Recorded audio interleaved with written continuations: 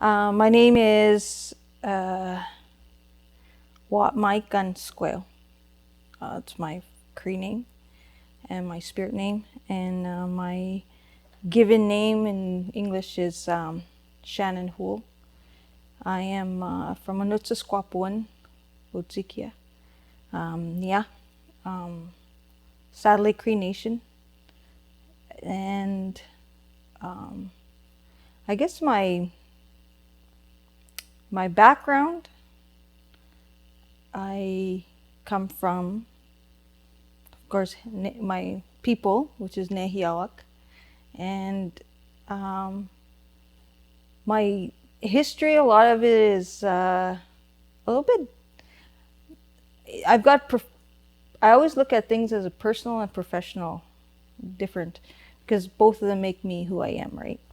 So on a personal level, of course, I come from Nehiawak, and I'm a mother, I'm a grandmother, I'm also a sister, a wife, many things. I have many roles, so as a woman. And also on a professional level, I've worked in all types of stuff. I always like to say, look at the things that I've done that keep me humble. And one of those things is the types of things I've been willing to do in order to do what I need to do to live life.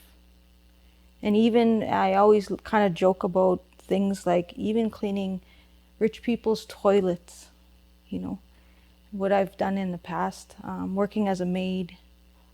I've worked as a gas jockey. There's so many things that I've had to do while I even went to school, different stuff to raise a child, a single parent, as a teenage parent. There's so many things I've had to do that a lot of times people will say, I will not do this, but I mean, that creates character. I'm also trained as a teacher. I have a background in computers. I have a background in psychology. I have part of my first degree is psychology, plus I worked in addictions for years. Not only worked in addictions, but been part of the healing myself. I did a lot of volunteer over the years, and even that is just as important. Right now I'm currently a leader in our nation, a band counselor. I'm one of 9 and one of 2 women on council right now. Different stages of my life, people have really influenced me, but one of the key people I have to always, I always think about that stands out is my grandmother, Nukum Rosanna Houle. Even though I had her only in my life for the first 9 years of my life, her influence impacted me so much that the knowledge, the little bit of knowledge she gave me, and the love and the caring, and that has given me my foundation. My grandmother was an influence leader in her own right also. I didn't know till I got into council a few years ago that she was the first council member, female council member in our nation. My grandfather was a council member with her. Actually, they were both on council together as husband and wife, and that was in the 60s. But the thing about her was that, not that she was a leader in our nation, it was, she was Nukum. And what she did, she was a true Nehiawak woman, or Nehiaw woman, where she took that role as a grandmother to teach us what we needed to learn and to be a teacher. Because in the 60s, our residential school closed down at Blue Quills, and 11 nations of ours had decided to take back our role as parents and teachers for our children. And what they did was they did a sit-in, and my grandmother was part of that. My family was part of that.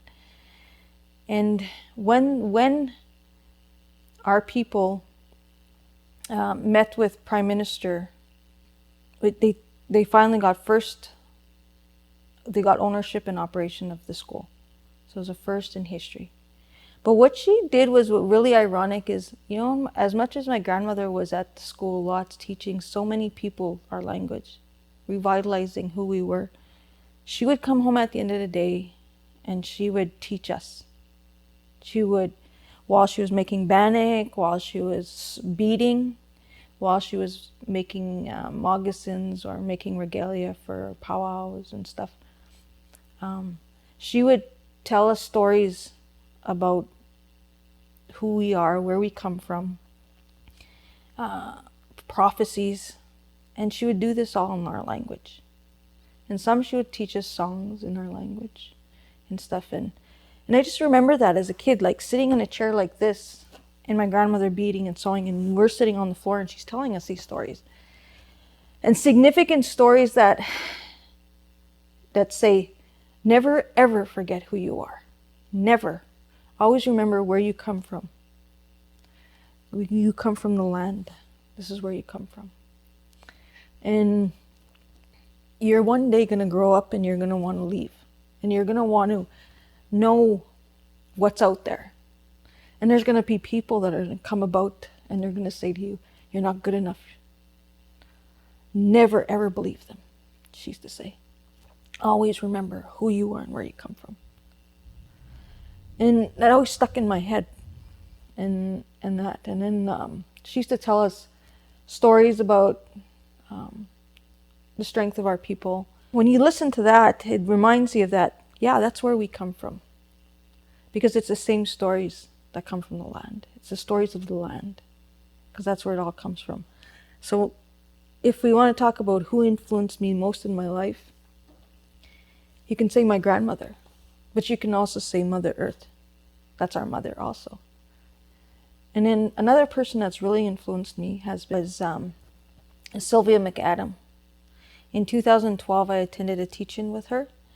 And what happened was she awoke another part of me, and I guess gave that spark inside and helped revitalize it, I guess you could say. And what it was she shared a story about warrior women. A group of women, and in English, it just like the best you can interpret it is warrior women, but it's a lot more than that. But these are women that were holders of the knowledge of land, water, and all that. Sacred. These are women that our people always went to, leaders, chiefs, elders went to first. And they discussed and asked, and then the women would guide or give permission or whatever. Well, they did this during the time of making of our treaty 6. And they met in Saskatchewan side. This is before Alberta, of course. And they discussed with the women, and the women never ever gave permission for land, to give up any land. So, like you say in our treaties, cease and surrender to land does not exist, and that's not what happened. But anyways, she tells a story about what happened and how colonization through the contact, they realized our women were the leaders in our societies and made the decisions, guided and all of that. And they were they held the decisions over lands and waters and family and home fire. So what happened was she tells this story, and I'm like, oh my God, like, it was like, how come I don't know this, right?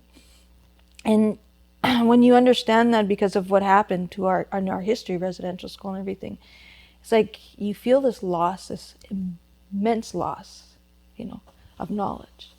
And it's not a power, a control power as we see in wars or governments, but it's a humbling power that is empowering. And that's what she did for me that time. And but it's those people that I hold true to. And it's those people that remind me of my path.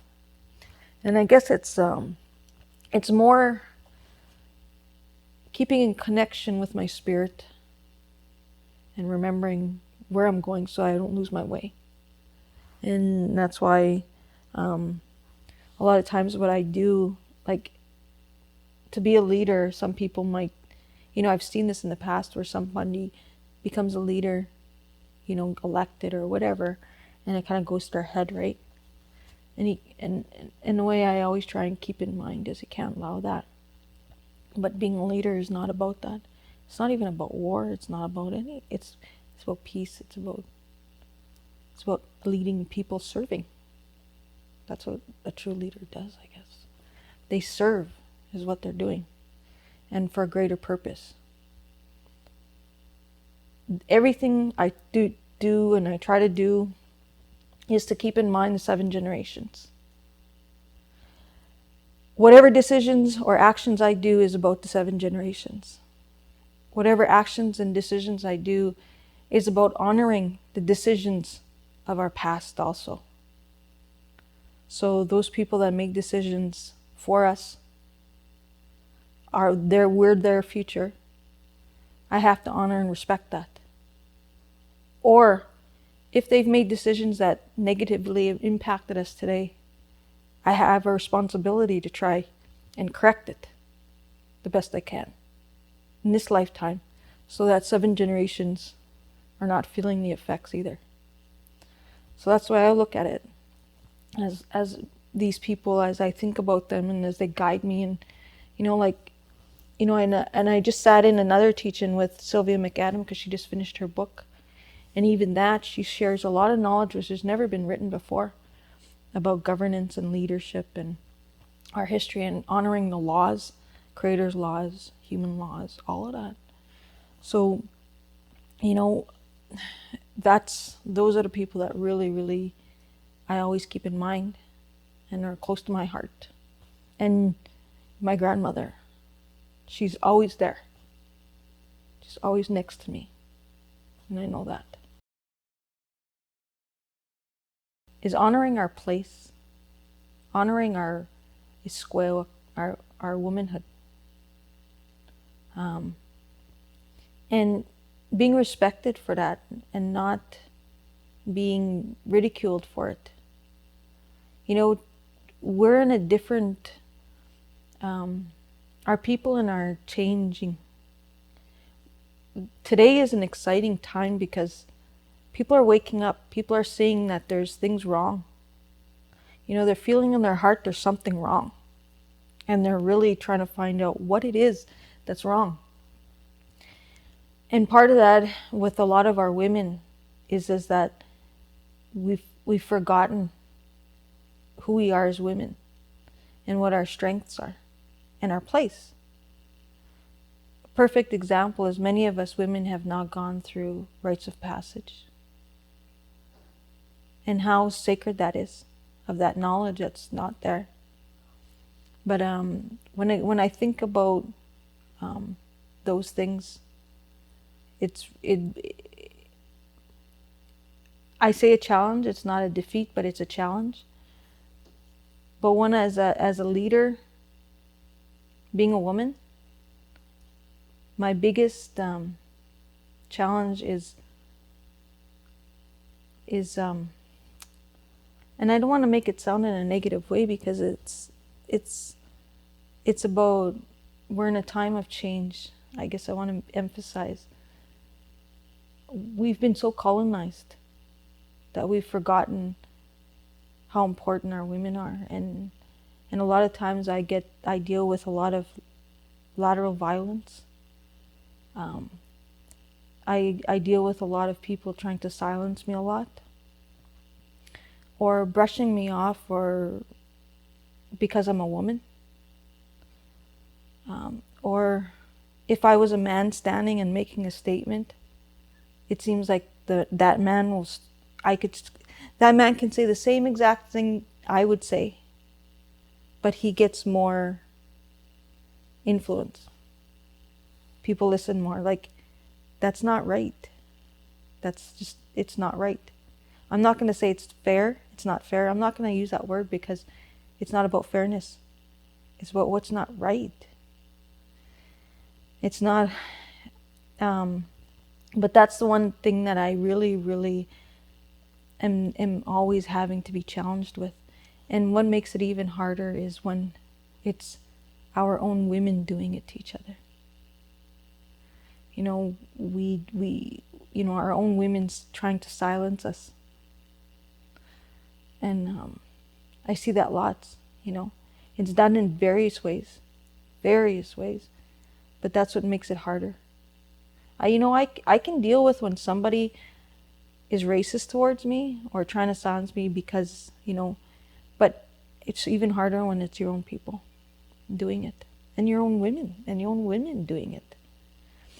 But at the same time, I have to remember and always remember what happened. All that colonization and those genocidal attacks and assimilation. That's what influences that. And I can't be angry at them for that. Yeah, and I am only human, and of course I feel it. But I have to always sometimes I've got to step back and remember, where's this coming from? Because I can't take any of it personal. I'm just a speck in existence. And, there's a lot more at stake. And it's not about me at all. And that's what I have to think about a lot of times when I look at that. That's one of the biggest challenges. When you're a leader, you're dealing with government. So there's a lot of decisions where you have to stand up. It's a lot of defending and protecting, I find, for myself. And a lot of decisions I have to make are based on protection of our people as a whole. One of the hardest things I've had to do is make decisions even though a person is related to me.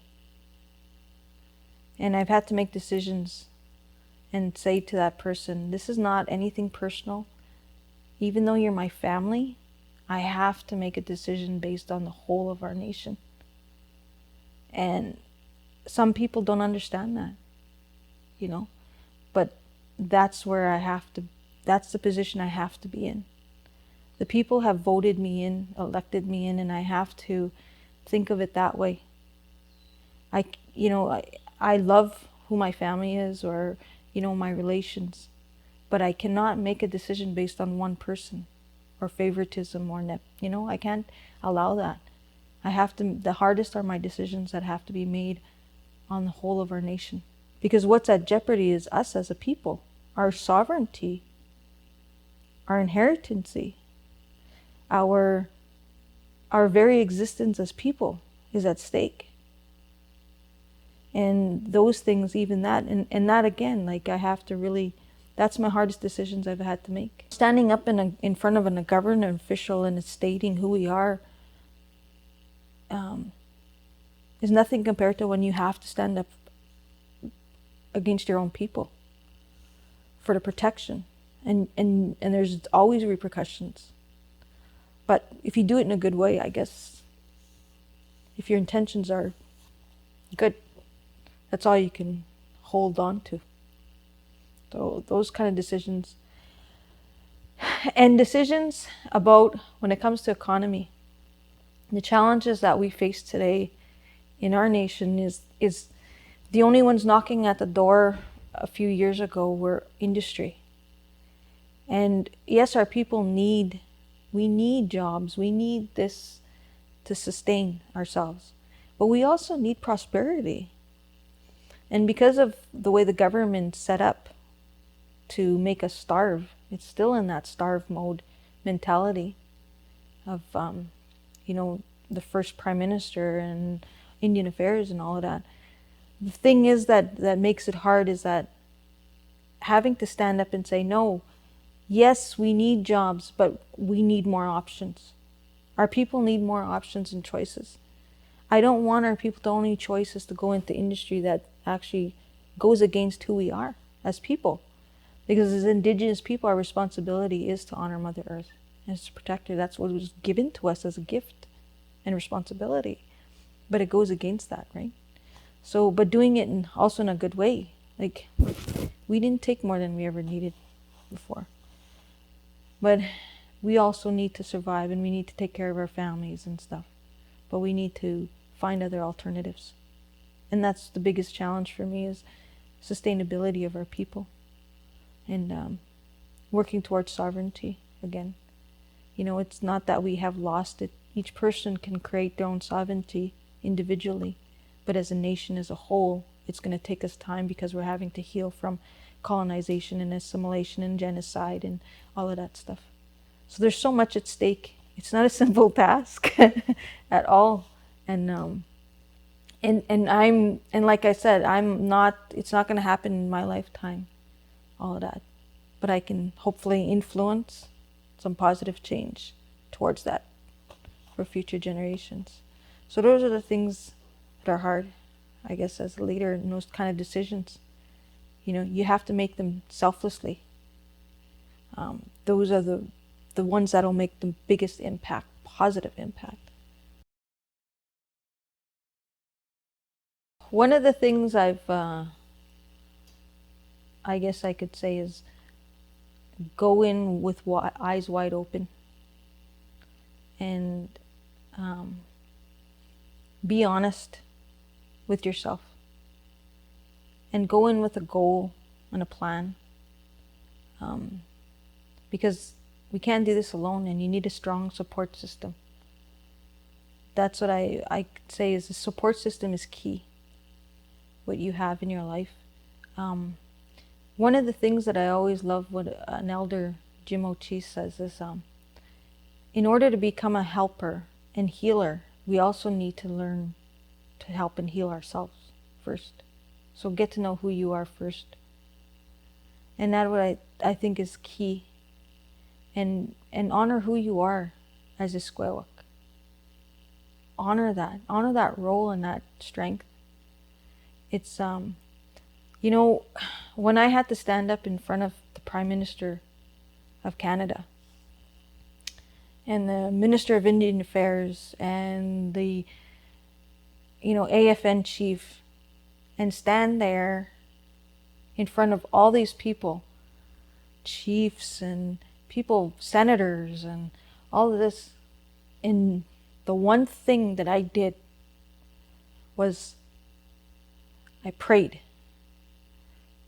Stay strong to, I would say, the Creator, Mother Earth. But anything, what I did was I planted my 2 feet on the ground, and I said, I'm a woman. I'm a Nehio Squaw, and this is my place to protect. My right is to speak on behalf of the land, and I have that right. I can stop things just by the power of a woman. And when I did that, that's what I did. I planted my 2 feet, and I believed myself, believed that wholeheartedly. And I spoke as a woman who has that right. And just like I talked about the warrior women, and after I spoke, I crossed my hands like this, because I was not going to allow any further a breaking of our treaties or anything, because we have that power. As long as I'm doing this, I'm not allowing it to happen. And that's the real strength of a woman, is that spirit of a woman. So that's what I did, and I knew there was going to be repercussions.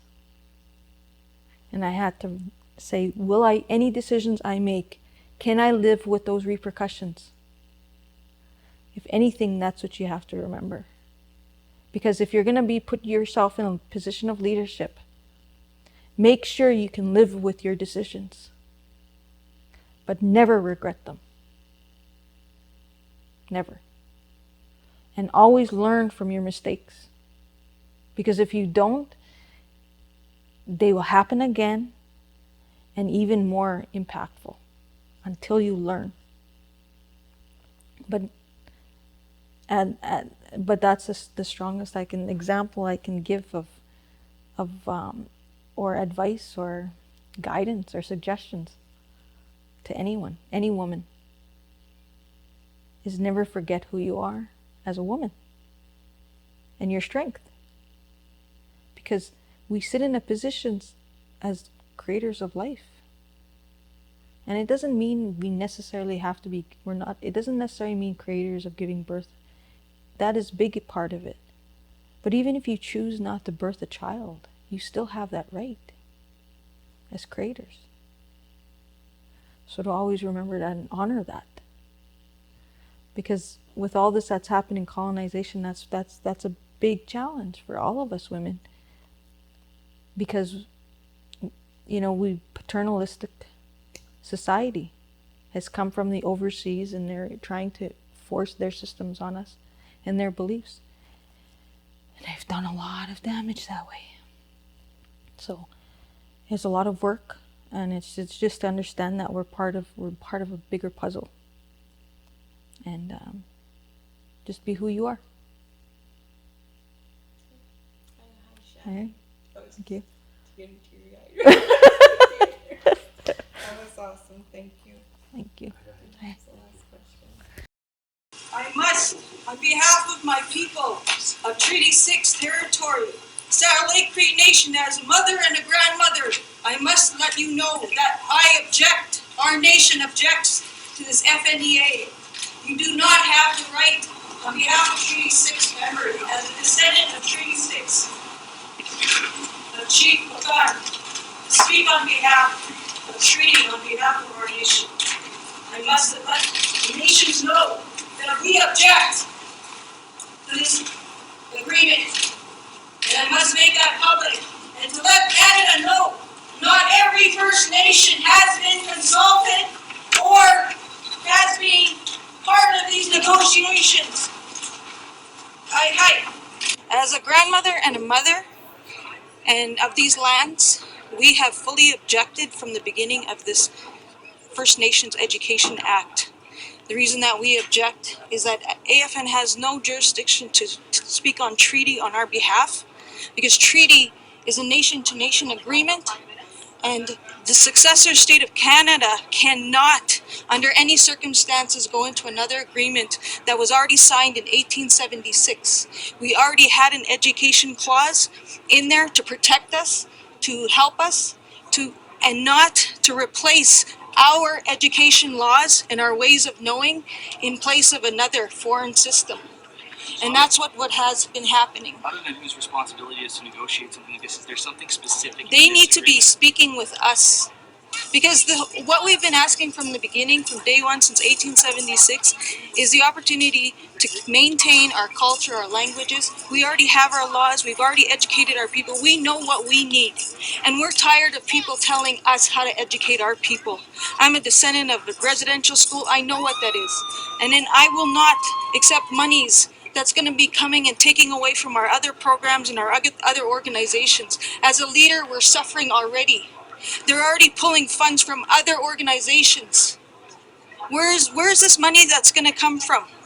That's what I have to ask, because as far as I'm concerned, all this legislation is doing is dictating to us. Every agreement, when you look at them, it says that at their discretion, they have to approve. Why do they have to approve on our lands? We are an indigenous nation from these lands. Everyone else is a visitor. Is a settler. To imagine that the federal government's going to independently negotiate a separate treaty with all treaty signed? I mean, is that just logistically? Does that make sense? You know what? There's no negotiation. All it is saying they're supposed to maintain and honor their side of the treaty agreement. That's what we've been saying from day one. Have they? No, they've tried to assimilate us. Indian Act policy tried to replace our treaties. Our people are not even knowing, some of them, the difference between Indian Act and treaty. Treaty is who we are. That's what we signed before treaty. We've been sovereign. We'll be sovereign to this day forward. Indian Act has always been to assimilate us. I'm sorry, we don't have special status. We have inherentancy. We come from these lands. We didn't come from across the border.